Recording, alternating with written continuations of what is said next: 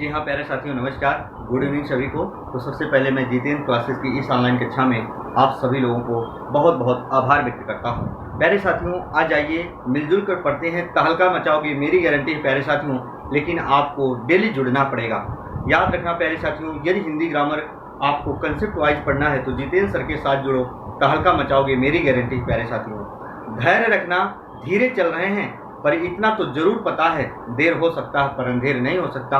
यदि जो विद्यार्थीगण हमारे यदि कंसेप्ट वाइज हिंदी ग्रामर को पढ़ें या हर एक विषय वस्तु कंसेप्ट वाइज पढ़ें तो याद रखना उनको असफलता के दरवाजे नहीं देखने को मिलते, हमेशा और हमेशा सफलता के दरवाजे ही खुले मिलते हैं। याद रखना प्यारे साथियों, आज हम लेकर आएंगे वाक्य के बारे में कुछ प्रश्न, आपसी वार्तालाप करेंगे और वाक्य के अंग के बारे में बात करेंगे। इसके बारे में हम नेक्स्ट वीडियो में आपसे मिलेंगे जब लेकर अर्थ के आधार पर वाक्य के 8 भेद पर चर्चा करेंगे। लेकिन उससे पहले हम देखेंगे कि वाक्य के अंग कितने होते हैं, वाक्य के जो 2 अंग होते हैं उन्हें कैसे कैसे समझते हैं, फिर अर्थ के आधार पर वाक्य के भेद हम दूसरी वीडियो में उससे संबंधित प्रश्न को करेंगे। तो आइए जरा देखते हैं प्यारे साथियों, आज हम बात करेंगे, जी हाँ, वाक्य के अंग के बारे में। जी हाँ, तो सबसे पहले मेरा ये सवाल होगा प्यारे साथियों, याद रखना, वाक्य के कितने अंग होते हैं? वाक्य के कितने अंग होते हैं? तो जवाब होना चाहिए प्यारे साथियों क्या? 2। वाक्य के कितने अंग होते हैं? 2। एक क्या होता है प्यारे साथियों? उद्देश्य होता है, और दूसरा क्या होता है? विधेय होता है। एक उद्देश्य होता है और दूसरा क्या होता है? विधेय होता है। वाक्य के 2 अंग होते हैं। जी हाँ, तो सबसे पहले हम बात करेंगे प्यारे साथियों, इसमें उद्देश्य किसे कहा जाता है, विधेय किसे कहा जाता है। तो सबसे पहले हम एक चीज आपको बता दें, जितने भी विद्यार्थीगण हैं देख पा रहे होंगे, एक वाक्य का निर्माण किससे होता है? सब्जेक्ट यानी कर्ता, ऑब्जेक्ट यानी क्या कर्म, और वर्ब यानी क्या प्यारे साथियों? क्रिया। इन 3 चीजों से वाक्य का निर्माण होता है। जी हाँ, बहुत अच्छे से सुनिएगा। वाक्य का निर्माण, यदि वाक्य में कर्ता, कर्म और क्रिया हो तो एक वाक्य का निर्माण हो जाता है। लेकिन हम एक चीज बता देना चाहते हैं प्यारे साथियों, यदि वाक्य में कर्ता और क्रिया हो, यदि किसी वाक्य में कर्ता और क्रिया हो तो भी हमारा वाक्य क्या होता है? पूरा होता है। जैसे हम इतना लिखें, राम पढ़ता है, तो राम कर्ता हुआ, पढ़ना क्या हुई? क्रिया हुई। तो राम कर्ता, पढ़ना क्रिया, तब भी हमारा वाक्य क्या है? पूरा। याद रखना, जब किसी वाक्य में तीनों चीजें होती हैं तो भी वाक्य पूरा होता है। जैसे राम पुस्तक पढ़ता है, तो राम हुआ कर्ता, पुस्तक हुई कर्म, और पढ़ना क्या हुई? क्रिया। तीनों चीजें हैं तब भी वाक्य पूरा है। लेकिन एक चीज याद रखना, यदि हम कर्ता को हटा देते हैं, कर्म और क्रिया लिखें, जैसे हम इतना लिख दें, गीत गाया गया, हम कह सकते हैं पत्र भेजा गया, चिट्ठी लिखी गई। तो याद रखना, ये गीत क्या है प्यारे साथियों? कर्म है। और याद रखना, यहाँ गाया गया क्या हो गई प्यारे साथियों? क्रिया हो गई। गाया गया क्रिया हो गई, वो भी संयुक्त क्रिया। जो विद्यार्थीगण यदि पढ़े होंगे तो मैंने बताया वीडियो में, ये संयुक्त क्रिया हुई, पर क्रिया हुई। याद रखना, यहाँ कर्म, यहाँ क्रिया, यहाँ कर्ता, कर्म, क्रिया, यहाँ कर्ता और क्रिया।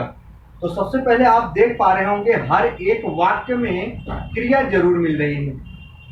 हर एक वाक्य में क्रिया जरूर मिल रही है। याद रखना, बिना क्रिया के वाक्य का निर्माण नहीं हो सकता, और बिना क्रिया के वाक्य हमारा अधूरा रह जाता है। प्यारे साथियों, यदि एग्जाम में आ जाए कि एक वाक्य का निर्माण जब किया जाता है तो उनमें क्या चीजें क्या क्या होने जरूरी हैं, तो कर्ता, कर्म और क्रिया। लेकिन किसके बिना वाक्य का निर्माण नहीं हो सकता? तो क्रिया के बिना।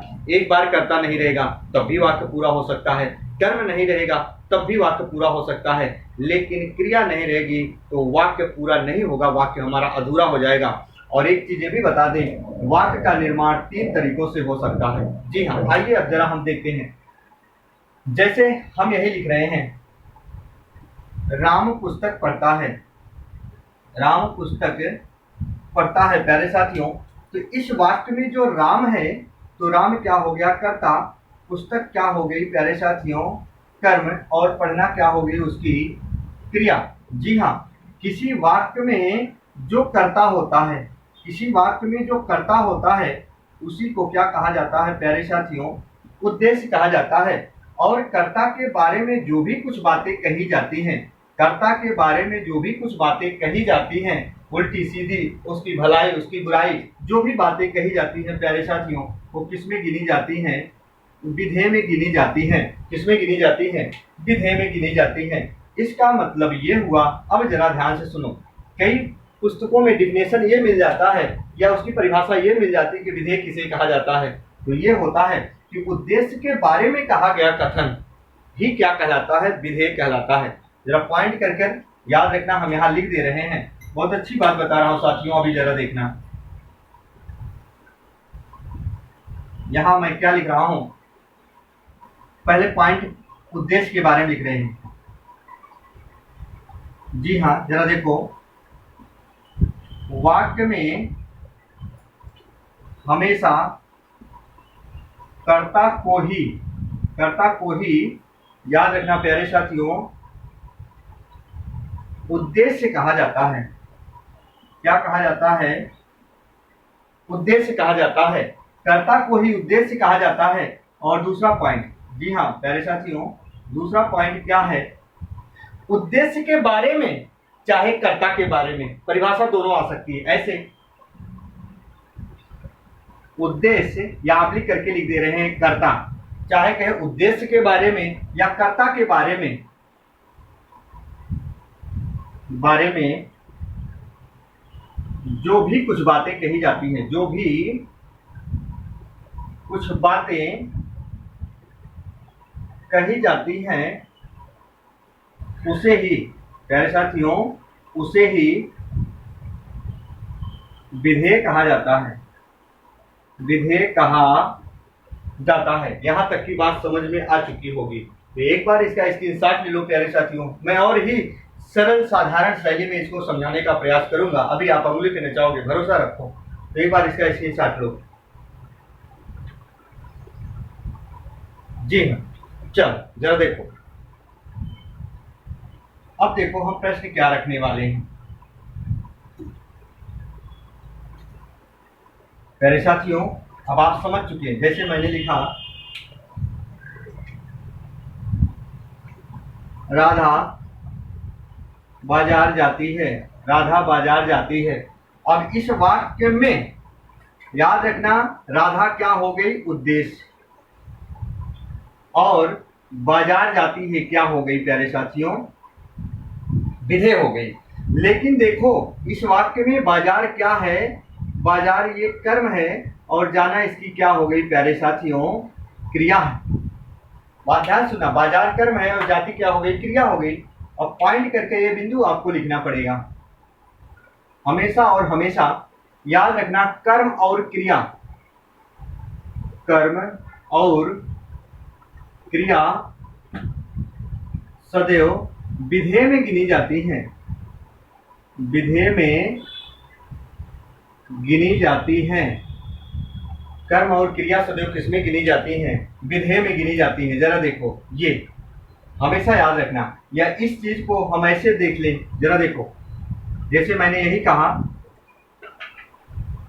कि सीता खाना खाती है।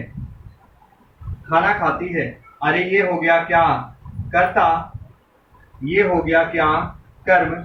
और ये क्या हो गई प्यारे साथियों? क्रिया। तो कर्ता को ही क्या कहा जाता है? उद्देश्य। याद रखना, उद्देश्य के बारे में जो भी कुछ बातें कही जाती हैं किसमें गिनी जाती है? विधेय में। और याद रखना, कर्म और क्रिया, कोई पूछे हमेशा किसमें गिनी जाती है, तो आपको जवाब देना है कर्म और क्रिया हमेशा किसमें गिनी जाती है? विधेय में गिनी जाती हैं। अब प्रश्न यहाँ देखना, प्रश्न मैं रख रहा हूँ, बहुत ध्यान से देखना तो समझ पाओगे। कर्म और क्रिया किसमें गिनी जाती हैं? विधेय में गिनी जाती हैं। तो याद रखना, जैसे हम सेंटेंस लिख रहे हैं, जरा देखो, हम ऐसे लिख दें, राम पढ़ता है। राम पढ़ता है। अब यहाँ पढ़ना अगर कोई पूछे इस वाक्य में उद्देश्य होगा कि विधेय, तो याद रखना यहाँ पढ़ना, इस वाक्य में उद्देश्य होगा कि विधेय। तो याद रखना राम यहाँ पढ़ना क्या होगा प्यारे साथियों, विधेय होगा। पढ़ना यहाँ क्या होगा, विधेय होगा। वाक्य के दो अंग होते हैं, पूछे कोई उद्देश्य होगा कि विधेय यहाँ पढ़ना, तो बताओगे विधेय होगा। पर ऐसे कोई कह दे यहाँ राम पढ़ता है, यहाँ बताओ राम क्या होगा, तो राम क्या होगा यहाँ उद्देश्य होगा। बात समझ में आ चुकी होगी अब आपको।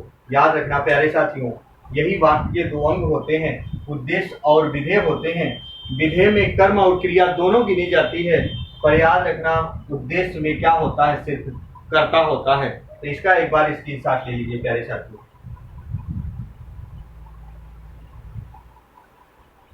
जी हाँ, तो याद रखना प्यारे साथियों, नेक्स्ट दिन हम जब पुनः उपस्थित होंगे तो आप सभी लोगों के सामने अर्थ के आधार पर वाक्य के 8 भेद लेकर उपस्थित होंगे।